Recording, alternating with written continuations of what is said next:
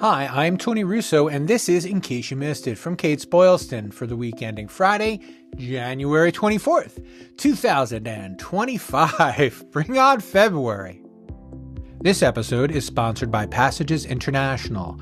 Looking for a way to honor your loved one while honoring the planet? Passages International specializes in eco-friendly funeral products made from renewable, biodegradable materials. Whether it's a stunning willow casket, a biodegradable urn for scattering, or their unique memorial keepsakes, Passages helps create meaningful goodbyes that tread lightly on the earth. Join the movement toward greener funerals. Visit passagesinternational.com and discover how you can celebrate life while protecting the planet for generations to come. Link in the show notes. First up this week, a developing story, maybe a developing non-story. It is been an interesting couple of days, and one of the things that I think may affect funeral service if it happens are some of the proposed tariffs that have come out. There is some concern about proposed tariffs from all the places that funeral homes seem to get caskets from. I've spoken with a couple of casket manufacturers just to kind of get ready to run a feature should I need to, but it's certainly worth looking at. In addition to the proposed tariffs on China, there are tariffs proposed on Mexico and on Canada, and all of them would affect the cost of caskets. I've heard from several sources that China might actually be the least painful, since there's already a huge markup and the cost of shipping is getting phenomenal. But the South American tariffs could be a real problem. So it's something we're keeping an eye on. And if there's something worth reporting on it, we will. I'm still kind of gathering things together, but I figured I'd put your antenna up as well if you have something to say, if you have any insights into the potential implications of potential tariffs. You see, it's still a little wibbly wobbly to talk about, but I didn't want you to think I didn't notice or that I didn't care. And so we're doing what we can to keep our eyes out for you. And if you would like to reach out to me, there's a link in the show notes, and I'll give you my phone number at the end. Be happy to speak with you or to hear what you have to say on the matter. Last week I reported on the coming of a case at the 7th Circuit Court involving death doulas in Indiana. And in the coming Funeral Service Insider newsletter, we have detailed coverage of the event. The trial went on for about half an hour, maybe an hour, and it was just arguments about an appeal. A death doula is appealing, saying that the laws in Indiana are too strict when it comes to who can talk to whom about their options at the time of death. The Indiana laws are clearly protectionist, and I've been really kind of hard on it editorially, and I'm going to tell you why, because it affects people more than Indiana. Indiana's ill-conceived fight. The laws are the laws. They could have revisited the laws. They could have done a ton of things. Instead, they decided to pick a fight that could undo good laws in other states.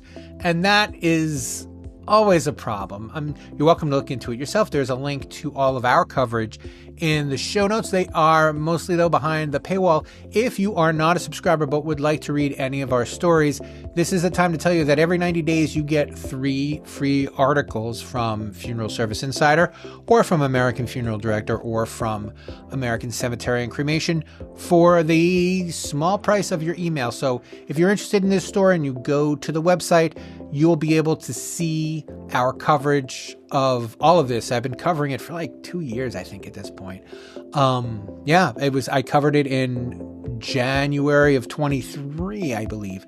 But anyway, there will be information there that I'd like for you to read to get a sense of it. And I understand the Indiana Funeral Directors Association will be putting out something as well. So stay tuned. The arguments were made. They're expecting a decision in maybe 3 to 6 months. There's no hard deadline for the court to decide on this. But the way the questioning went And the tenor of the state's arguments were very technical. It was like, yeah, we didn't think that she'd really sue us, so we didn't take her threats to sue us seriously. I think the state dropped the ball, and I feel bad for many of the funeral directors in Indiana, but more important, I feel bad for the legitimate funeral directors in other states who might, get splattered with this should the decision go against Indiana. Again, details on the case in the show notes. A link to the details in the show notes, and we will continue to follow this story on in case you missed it. Utah may be the next state to legalize natural organic reduction.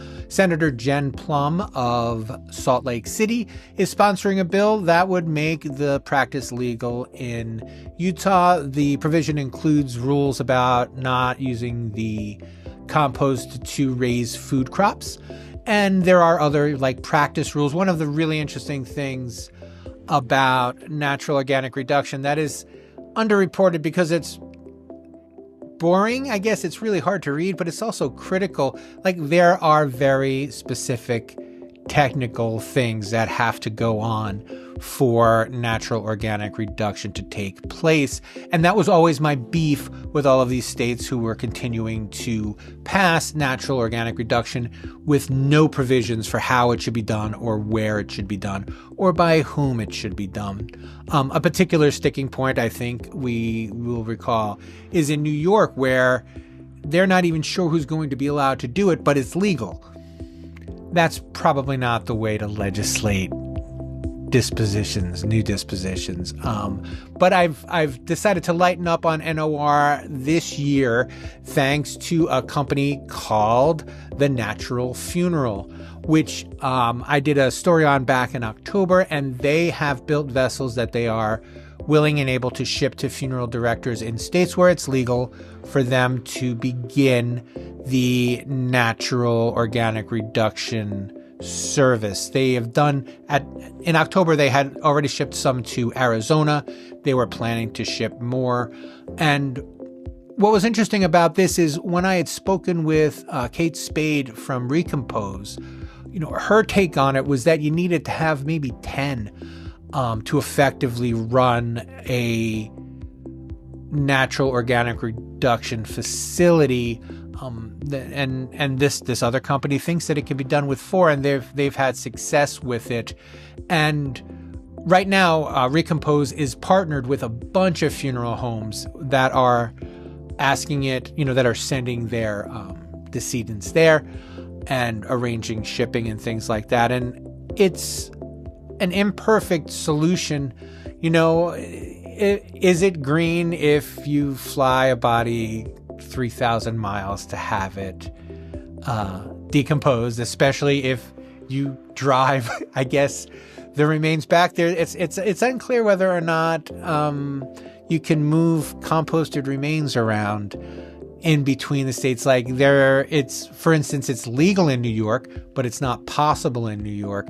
So if I were to fly to Washington and have natural organic reduction done, I would expect be returned to New York as dirt, but it's complex and it's foggy, and it's a really good picture about how eager legislatures have been to participate in this and not very concerned about the details concerning how it'll get done. But anyway, here's to Utah. I hope they pass it, and I hope that there are more companies that are able to open up. And I'm sure I've already seen a couple of stories in the news about people who are working with their local universities to come up with their own proprietary ways of doing natural organic reduction. And I'll be bringing you some of those stories later in the year. But for now, there's a link to this particular one in the show notes.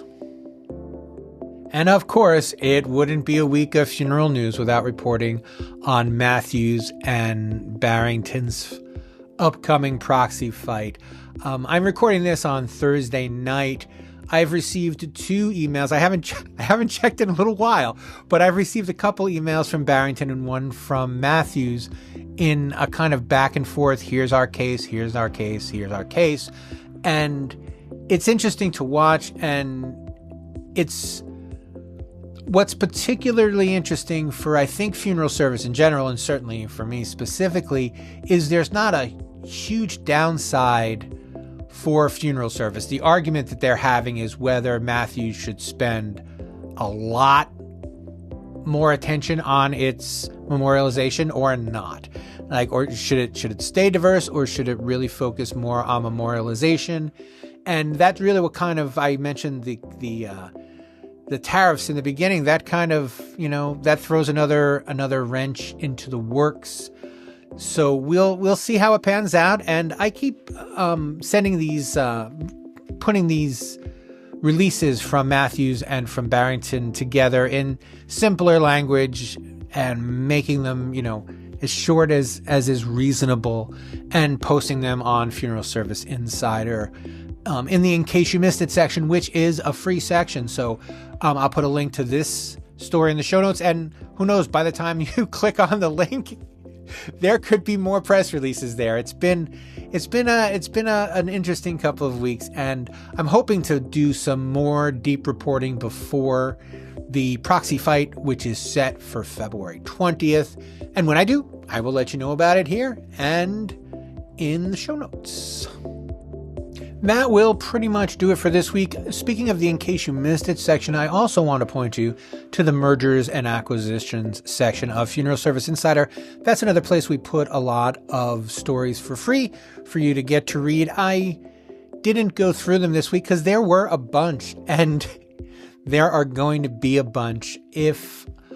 I said, I think one of my headlines was, is 2025 going to be the year of consolidation? And it already is, and it's only January 23rd as I record this. So I threw a bunch of M&A stories up on the website for you to see, and I'll put a link to that section in the show notes. And, even if you're not a subscriber, we would love to have you come by and check out the website. We run specials all the time, and it's worth subscribing to. I take it very seriously. I take your time and attention very seriously, and I want to try to honor that with the work that I do. Sometimes I succeed, sometimes I fail, but it's never for lack of trying. So you should check out the website, and while you're there, you should swing by the events section because we have a bunch of them coming up this coming week on January 30th. We actually will have a webinar with a company called Cadence, and Cadence will be presenting on the importance of shifting from aftercare to continuing care in their webinar. And we have a bunch more coming up. We also have some events. The one that I'm the most excited about, I've mentioned it before, but I want to mention it again so I get to see you there, is the upcoming Funeral Service Business Plan Conference. It is in Pittsburgh. It is on April 1st and 2nd. Nothing like spring in Pittsburgh. And I'm really looking forward to this event because the last one was spectacular. The last one kind of, I think, showed people like kind of the heights of what we could do in these business plan conferences. We also will have in May a roundtable about succession. So there's going to be a lot of coverage on consolidation and a lot of help from us and from our partners on how to make sure that your succession plan is in place. I'm also writing bunches of stories about events and moving into the event space. Looking forward to toward the end of this month in Funeral Service Insider and also in American Cemetery and Cremation, we'll be doing a story about a man who bought an aquamation machine with the express intent of just doing direct aquamation. He was just in the direct aquamation business. That was 2 years ago. And in the coming weeks, he will open his third funeral home.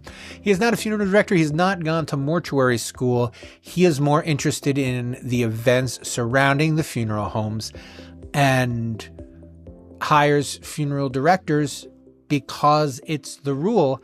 And again, it's the rule because of some of the language that may get struck down thanks to Indiana's bold stance to protect their protectionism. It's going to be a wild one. And what's really interesting is there's so much going on in the news. These are the kind of stories that are just going to squeak by, and I'm proud to keep my eyes on them, and I hope that you find them valuable. Funeral Service Insider, in case you missed it, is a Kates-Boylston production. It was written, edited, and videoed by me, Tony Russo. If you have not subscribed yet, I would love it if you do. If you're watching the video, just touch the little bell on top and you will have subscribed to our YouTube channel. We put all sorts of fun stuff up on our YouTube channel, including a lot of our webinars they're not behind the paywall, but you have to sign up to receive them, to receive a key to get them. After 90 days, we throw them on our YouTube channel so other people can see them occasionally, and we do small vignettes on our YouTube page. So if you're a YouTube type person, swing over there. There's plenty to see, and it's not just me, although there's a lot of me there, I'm not going to lie. But if you are listening, thank you so much for listening. I prefer to listen to podcasts. I rarely watch YouTube, so I've connected with you that way. But we would love to have you subscribe. If you are listening on your computer, you can subscribe on your phone. Just pick up your phone. If you have an iPhone, choose the Apple Podcast app, type in Funeral Service Insider. We're the only one with that name.